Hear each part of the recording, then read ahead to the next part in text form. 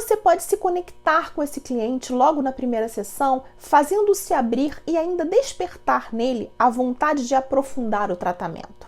E mais, como você pode atender esse cliente já conhecendo o perfil dele e ainda as dores emocionais que causam tantos sintomas?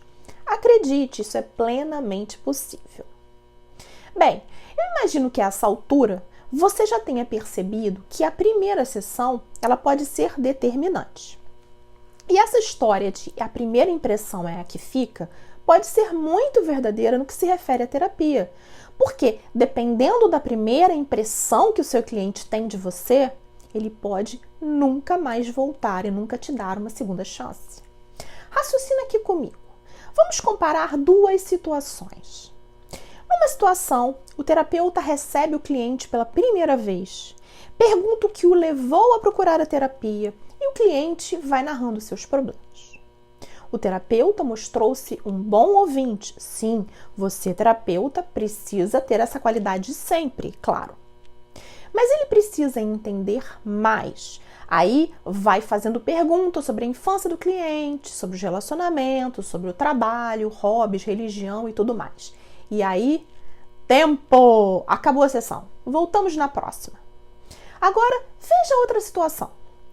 O terapeuta recebe o cliente pela primeira vez e já tem em mãos todo o perfil do cliente traçado, o padrão familiar, as dores emocionais identificadas, os obstáculos, os dons, os ciclos de vida. Ele pergunta ao cliente o que o levou a procurar a terapia, ouve um pouco daquilo que está incomodando o cliente e o terapeuta começa a fazer perguntas sobre os pontos certos, aqueles pontos que ele viu que são críticos na vida do cliente. Por exemplo, se o cliente é perfeccionista e está estressado e isso vem causando problemas com os filhos, e o terapeuta identificou que ele aprendeu esse comportamento com o pai. Aí, o terapeuta já pode perguntar: com quem você aprendeu a ser assim? E o que você, filho, sentia quando via seu pai chegar tarde e estressado do trabalho? Só um pequeno exemplo, tá? Você percebe agora a diferença entre essas duas situações?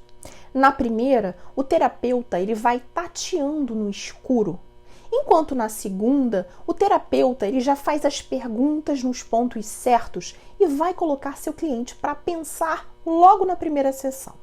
Agora me responde, qual dos dois terapeutas o cliente vai preferir? Qual dos dois o cliente vai sentir que conseguirá ajudá-lo de forma mais contundente? O segundo, claro. Se na primeira sessão o terapeuta já identificou vários pontos importantes e colocou o cliente para pensar, imagina como serão as próximas sessões.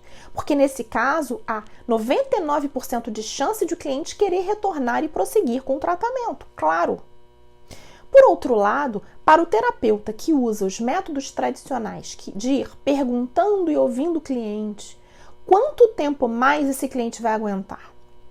Numa psicoterapia, por exemplo, passa uma semana, outra semana, outra semana. A cada atendimento, a psicóloga pergunta: como foi sua semana?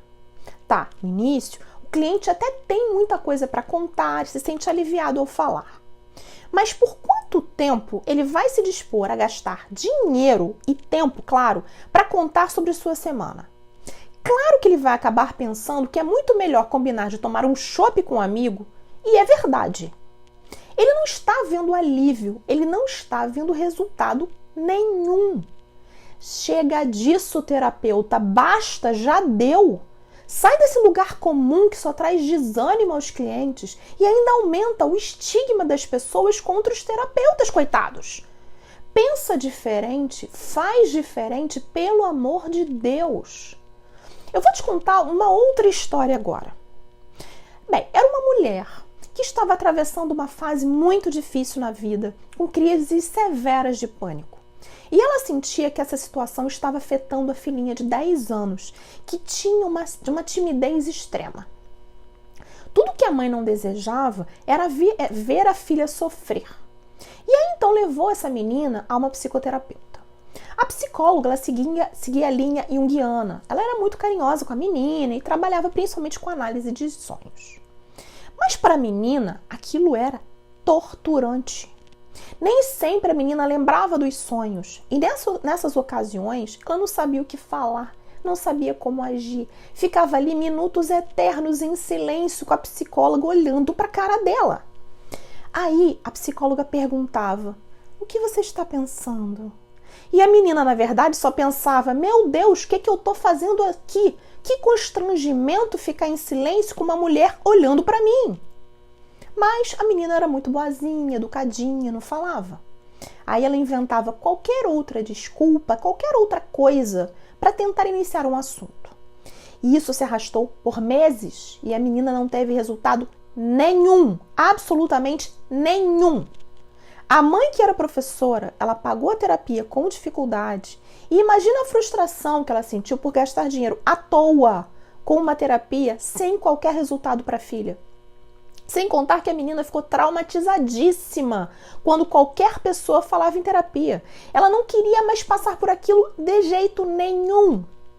Agora, imagina se essa psicoterapeuta tivesse em mãos uma metodologia que já traçasse o perfil da menina e identificasse suas dores emocionais. Teria sido tudo tão diferente.